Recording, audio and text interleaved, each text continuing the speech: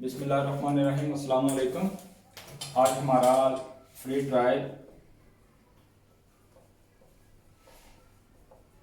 Lesson number 17, ठीक है जी। तो आज कल हमने पढ़ा था introduction of prophet peace be upon him सल्लल्लाहु अलैहि वसल्लम। तो आज हम थोड़े से और बातें जो बेसिक्स है ना, कम से कम वो हमें आने चाहिए। तो ये मोहम्मद सल्लल्लाहु अलैहि वसल्लम बॉर्न इन मक्का इन 570 हिजरी, ठीक है। सुबह सल्लम मक्का में 570 में पैदा हुए। इसकी स्पेनिश है मोहम्मद नासियो इन ला मेक्का इन 570 हिजरी, ठीक है। मतलब सल्लम मक्का में 570 में पैदा हुए।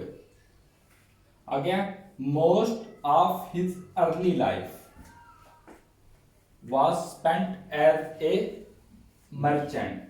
Merchant mean ताजर, ठीक है। तो most of his early life, उनकी जो ज़्यादातर जो पहली जिंदगी life was spent as a merchant, ताजर के तौर पर गुजरी। उनकी जो पहले जो साल थे वो उनके ताजर के तौर पर गुजरे। स्पेनिश है उसकी ला मायोर पार्टे de sus primeros años de vida la pasó como comerciante, ठीक है जी।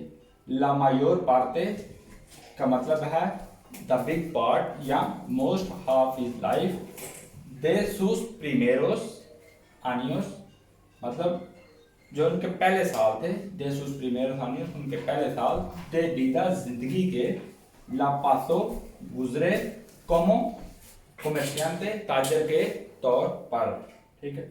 इसी तरह he began to have revelations from Allah, ठीक है।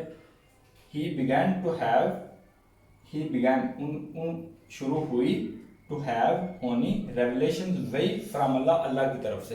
अगर इसका मतलब निकालें तो ये निकलेगा अल्लाह की तरफ से वही नाज़िल होना शुरू हुई, ठीक है। स्पेनिश है इसकी एल कोमेंसो शुरू हुई, आ तेनेर होना या हुई, रेवलेशंस वही, दे अल्लाह की तरफ से, मतलब अल्लाह की तरफ से फिर वही नाज़िल होना शुरू हुई।